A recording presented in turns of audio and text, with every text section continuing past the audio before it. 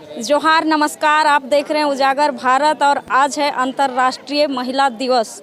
और आज हमारे बीच में ऐसी एक शख्स हैं जो झारखंड की आयरन लेडी के नाम से जानी जाती हैं और दयामणि बारला जी आज हमारे बीच में हैं। मैडम, आपको अंतर्राष्ट्रीय महिला दिवस की बहुत बहुत शुभकामनाएं।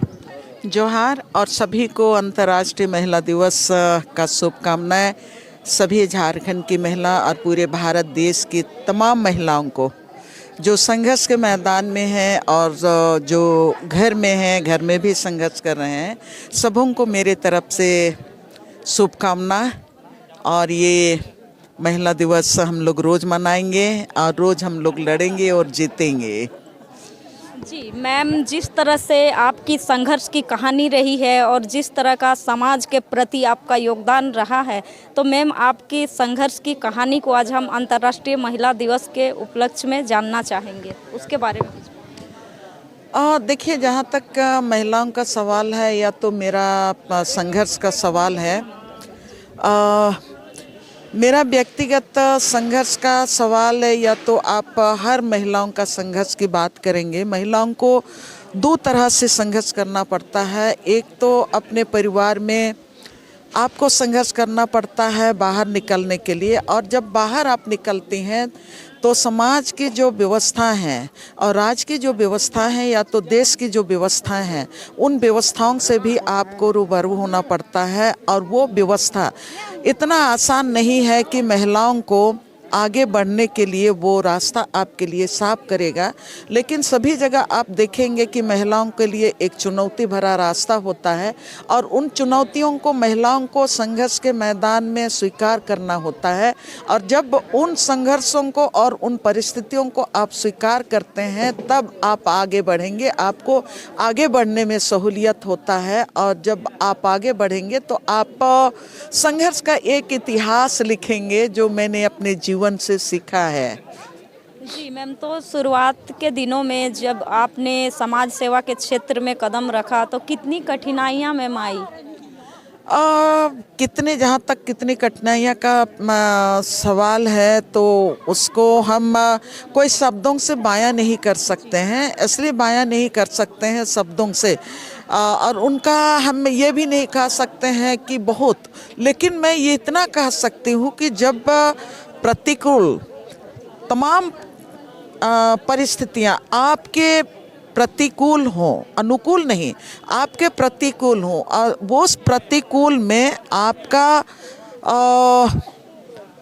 जो संघर्ष, जो कठिनाइयाँ जो सामने आती हैं, उनका कोई मापदंड नहीं होता है। और जब उस मापदंड को आप सिर्फ मैं इतना ही जानती हूँ कि सारे लोग मुझसे पूछते हैं कि कैसे आपने समस्याओं के साथ जूझना सीखा, लेकिन मैं हर कदम में मैं इतना ही जानती हूँ कि जीवन के हर कदम में कांटे ही कांटे होते हैं। और हर चुभन को जब आप महसूस करते हैं और जब हर चुभन में आप कहते हैं, तब वो आपके विवेक से निकलता है, आपकी आत्मा से निकलता है, और वो हर चुभन आपको एक नया संकल्प के साथ आगे बढ़ने के लिए प्रेरित करता है कि हम इस कदम में हम आगे बढ़ पाए हैं, हम आगे कदम भी हम आगे बढ़ेंगे। जब आप समग्रता में देखेंगे, जब व्यक्ति की बात करेंगे तो आपके लिए चुनौतियां कम होती हैं, लेकिन जब आप समाज की बात करेंगे, आप पूरे जहाँ पर हम लोग आदिवासी समाज हैं, आदिवासी समाज की बात करेंगे और आदिवासी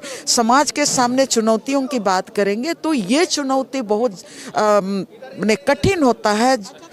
सबसे कठिन परिस्थिति से हमारा समाज आज की तारीख में गुजर रहा है, कई परिस्थितियों से घिरा हुआ है। ऐसे समय में आप ये नहीं कह सकते हैं कि कितना आसान है, असली के आदिवासी समाज ही आज कठिन परिस्थितियों के दौर से गुजर रहा है। और उनके तरफ चारों तरफ से उनके जो संवैधानिक अधिकार हैं, उनके जो जल जंगल ज़मीन के जो अधिकार हैं, और उनके जो हम कहेंगे मानव अधिकार का जो अधिकार है, उस पर मैंने चारों तरफ से हमले हो रहे हैं। और जहाँ तक हम आदिवासी समाज की बात करेंगे तो हमारी महिलाएं, आप देखेंगे शिक्षा के क्षेत्र में आज जब देश पूरे बहुत आगे निकल गया है, चांद में चली गई है, कल्पना चावला के लोग लोग बात करते हैं, लेकिन अगर हम अपने ग्रामीण भारत की बात करेंगे, ग्रामीण सुदूर आदिवासी इलाके की बात करेंगे, तो शिक्षा के क्षेत्र में आज भी 30% हमारी महिला बहनें शिक्षित हैं। और 30% में भी अगर हम ये उस आंकड़े को खोल के देखेंगे कि कितने शिक्षा का मतलब क्या होता है। शिक्षा का मतलब होता है अपने परिस्थिति को समझना, अपने इर्द गिर्द जो घटना घट रही हैं उसको समझते हुए हम उनके खिलाफ हम लड़ाई लड़ें। उस जागरूकता और उस सजगता और उसके लिए एक ताकत जो जब आती है तब असली शिक्षा का मतलब होता है। लेकिन ये साक्षरता और शिक्षा में बहुत अंतर होता है। तो आज की तारीख में हम सुदूर गांवों में जाएंगे तो सुदूर गांवों की स्थिति अच्छी नहीं है। तब ऐसे समय में चुनौतियां हमारे महिलाओं के सामने या तो राज्य के सामने बहुत जटिल हो गया है। सुदूर ग्रामीण माहौल में रह कर के ना सिर्फ अपने समाजवासियों को बल्कि झारखंड समेत पूरे देशवासियों को आपने गौरवान्वित किया है। तो आपने मैम ये समाज सेवा का क्षेत्र चुना कैसे? आपको इसकी प्रेरणा कहाँ से मिली? पहले मैं इतिहास में पढ़ी थी सर, शायद सबको इतिहास में पढ़े होंगे कि पहले यहाँ अंग्रेज थे, अंग्रेज़ों के बाद उनका सेवा करने के लिए ज़मींदार आए और ज़मींदारों ने जिस तरह से यहाँ पर अगर हम झारखंडी समाज की बात करेंगे तो 1860 में पहला आपका यहाँ पर पहले जो आदिवासी समाज में स्वशासन व्यवस्था था, जंगल ज़मीन को हमारे पूर्वजों ने सांप भालू बाघ से साफ कर लड़ के आज़ाद किया और साफ किया और ज़मीन को बनाया। तो जब यहाँ पर अंग्रेज आए, जब लैंड सेटलमेंट पहला शुरू हुआ 1860 के दशक की बात करेंगे तो 1860 के दशक की बात जब हम करते हैं तब उस समय हम लोग सुनते थे कि अंग्रेज़ों का सेवा करने के लिए ज़मींदार आए। और जब हमारे समाज के ऊपर में टैक्स जब थोपा गया, जब टैक्स व्यवस्था थोपा गया तो टैक्स कलेक्ट करने के लिए ज़मींदार, इजारेदार और वो जो तहसीलदार आए जो हमारे समाज के ऊपर भी हावी हो गया। और जब आदिवासी समाज अपने जंगल ज़मीन पर जो टैक्स थोपा गया था वो दे नहीं पा रहे थे, तब उनके जो दे नहीं पा रहे थे उसके एवज में बाकी ज़मीनें किस तरह से छीन लेते थे ये हम लोगों ने इतिहास में पढ़ा है। लेकिन मैंने उस चीज़ को अपने परिवार के जीवन में मैं बहुत नज़दीक से देखी हूँ। हमारे माँ बाप अनपढ़ थे और अनपढ़ माँ बाप को किस तरह से दूसरे गांव के साहूओं ने सादा कागज़ में अंगूठा का निशाना लगवाया और उसके बाद हमारा घर का जो ज़मीन था उसको कोर्ट में जाके उन्होंने क्लेम किया और नाम ट्रांसफ़र करके अपने नाम से कर लिया। उसके बाद हमारा परिवार का पूरा ज़मीन वो अगला साहू परिवार वाले लोग कब्जा कर लिए। हमारा परिवार पूरी तरह से भूमिहीन हो गया। केस लड़ते लड़ते गाय बैल सब कुछ बिक गए। उसके बाद से हमारा मेरी माँ रांची शहर आई, वहाँ पर मेड सर्वेंट का काम करने लगी। हमारे पिताजी दूसरों के घर में धांगर का काम करने लगा। छीन ले उसी समय से संकल्प लेके रखा था कि मेरी तरह कोई भी बेटी हमारे झारखंड में विस्थापित नहीं होगी। अपने परिवार में माँ बाप होते हुए भी वो एक अनाथ की तरह ज़िंदगी नहीं जिएगी और किसी का ज़मीन छीनने नहीं देंगे और कोई अपने जंगल ज़मीन से कोई अपने अलग नहीं होंगे, कोई परिवार बिखरे नहीं। ये मैंने शुरू से ही अपने ज़िंदगी में जो चीज़ मैंने देखी थी, जितना मैंने उतार चढ़ाव मैंने जिया था, तो उसके बाद मैंने ये संकल्प लिया। और मैं आप लोगों को, पूरे झारखंड के सभी लोगों को मैं धन्यवाद देना चाहती हूँ, आदिवासी समाज को, कि आप लोगों के प्यार से, समाज के प्यार से आज मैं यहाँ पर पहुँच सकी। और उसमें कुछ साथी लोग जो अखबार में थे उन लोगों की भी भूमिका रही। आज हम लोग अंतर्राष्ट्रीय महिला दिवस के अवसर पर ये बात कर रहे हैं, लेकिन मेरे लाइफ में कुछ मैंने जो गर्जियन के स्वरूप जो पत्रकार आए, फैसला नोराग आया या तो और भी मित्र लोग आए, तो मैं उन लोगों के साथ रह के 13 साल तक आदिवासी समाज के लिए मैं लिखते रही। उनके आवाज़ों को अखबार के माध्यम से मैंने देश दुनिया में पहुंचाने का काम की।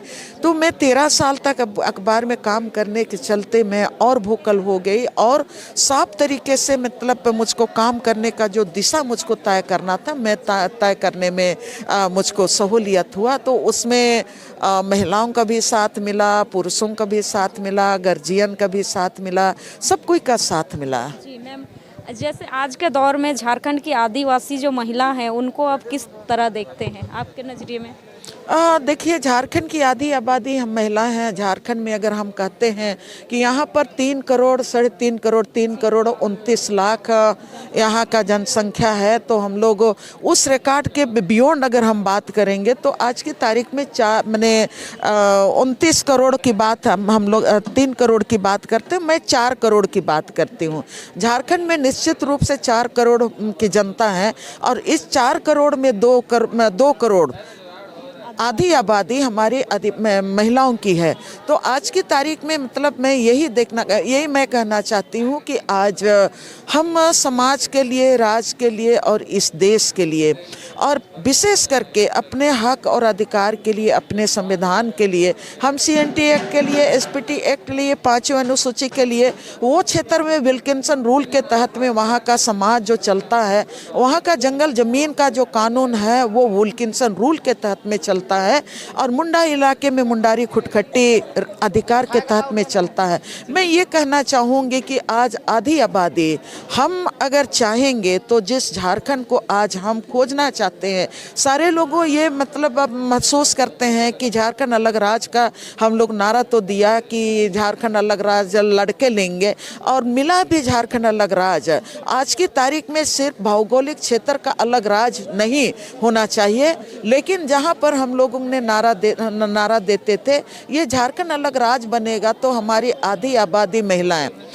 इस राज्य का प्रतिनिधित्व करेंगे, चाहे वो राजनीतिक तौर में भी वो प्रतिनिधित्व करेंगी। उस समय हम लोग नारा देते थे कि 81 विधानसभा सीट में हमारी झारखंड की महिलाओं को 40 विधानसभा सीट में हिस्सेदारी मिलना चाहिए और ये आरक्षण मिलना चाहिए, ताकि हमारी जो महिलाएं हैं, आधी आबादी महिलाएं, ये राजनीतिक हस्तक्षेप में आएंगे और जहां पर कानून बनता है और जहां से कानून बन के इम्प्लीमेंट होता है, हमारी आदिवासी महिलाएं, आधी आबादी वहां पर जाएंगी। 14 लोकसभा सीट है, उन 14 लोकसभा सीट में 7 सीट महिलाओं के लिए आरक्षित होना चाहिए और वहां पर हमारी महिलाएं जाएंगी और निश्चित रूप से इस देश को हम लोग सजा रहे हैं, संवार रहे हैं, लेकिन कानूनी रूप से और आज की तारीख में राजनीतिक रूप से हम सिर्फ झंडा ढोने वाले नहीं होंगे, हम सिर्फ नारा देने वाले नहीं होंगे, लेकिन हम कानून को बनाने वाले, हम इम्प्लीमेंट होने वाले भी होंगे। ये मैंने यहाँ झारखंड की महिलाओं को मैं कहना चाहती हूँ, इसलिए कि आज अंतर्राष्ट्रीय महिला दिवस है और आज हम नहीं करेंगे तो हमारा जो ये राज है ना, उसको बचाना कठिन हो जाएगा। जी मैम, तो बाकी महिलाओं को आप अंतर्राष्ट्रीय महिला दिवस के शुभ अवसर पर क्या कुछ कहेंगी? मैं यही कहना चाहूँगी कि अंतर्राष्ट्रीय महिला दिवस एक दिन हम लोग मनाते हैं, वो भी हम लोग मनाते हैं अमेरिका के सूत कारखाना में जो महिलाएं काम कर रही थी और उन लोगों को समान वेतन नहीं मिल रहा था, बच्चों को दूध पिलाने के लिए अवसर नहीं मिल रहा था, या तो उनको कम तनख्वाह में ज़्यादा खटने के लिए खटवाया जाता था और वो लोग महिला लोग लड़के अपना हक ले। वो तो अमेरिका के सूत मिल की महिलाओं ने लड़ा और वो लोगों ने विजय हासिल किया और विजय हासिल किया उसको लेके हम पूरा विश्व में आज अंतर्राष्ट्रीय महिला दिवस के रूप में मानते हैं। झारखंड की महिलाओं से मैं और भारत की महिलाओं से मैं कहना चाहती हूँ कि संघर्ष आपको प्रतिदिन करना है और प्रतिदिन हम जीत हासिल करेंगे और प्रतिदिन को हम अंतर्राष्ट्रीय महिला दिवस नहीं, लेकिन हम भारतीय महिला दिवस झारखंड की महिलाओं के लिए विजय का दिवस हम मनाएंगे। ये मैं महिलाओं से कहना चाहती हूँ। बहुत बहुत धन्यवाद मैम आपका।